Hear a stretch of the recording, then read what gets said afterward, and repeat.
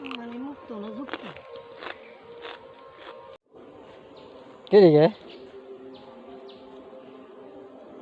যে আমাদের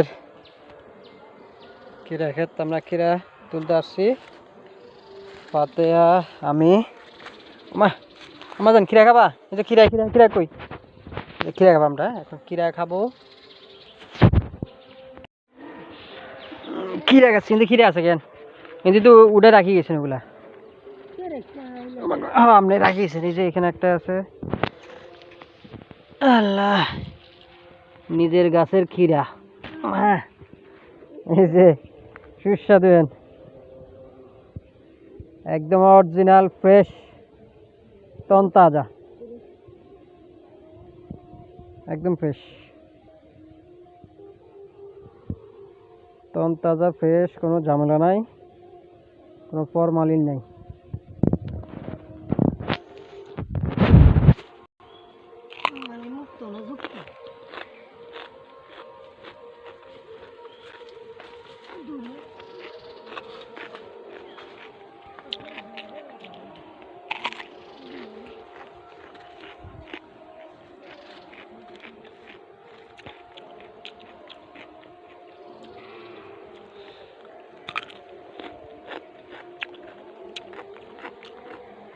এখানে আছে ছোট ছোট, এটা ফাঁকি খেয়ে গেছে, ফাঁকি কামড় দিচ্ছে এটারে।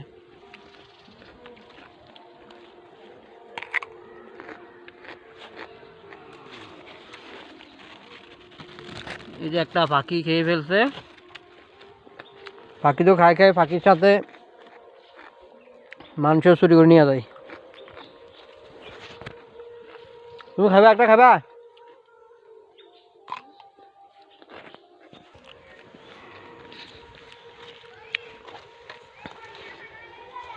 তো এখানে আমাদের আমরা খিরা করছিলাম, খিরা গাছ পড়ে গেছি গো আল্লাহ। তো এখানে আসলে চোরের জন্য খিরা রাখা যায় না, কয়েকদিন পর পর চোর এসে সব তুলে নিয়ে যায়। সমস্যা না, দুই একবার চোরে আসলে খেতে পারে, তাদের হক আছে। কিন্তু তারা হচ্ছে যে দেখেন গাছগুলার কিভাবে একদম নষ্ট করে ফেলছে। তো আমার কথা হচ্ছে, তোরা খাবি খা, কিন্তু গাছগুলোকে নষ্ট করার কি দরকার ছিল? গাছগুলো নষ্ট করে ফেলছে, সেই সাথে পাখির জন্য কিন্তু আপনার খিরাগুলো থাকে না, পাখি ছোটো থাকা অবস্থায় কিন্তু করে ফেলে। তো এখানে একটা ছিল, আমি দেখে গেছিলাম, দেখি এটা কই, ওইটা এটা আছে, এই যে দেখেন, এটা একদম ফ্রেশ তরতাজা। আমি এখন এটা নেব গাছ থেকে, শক্ত হয়ে গেছে, দেখেন একদম ফ্রেশ।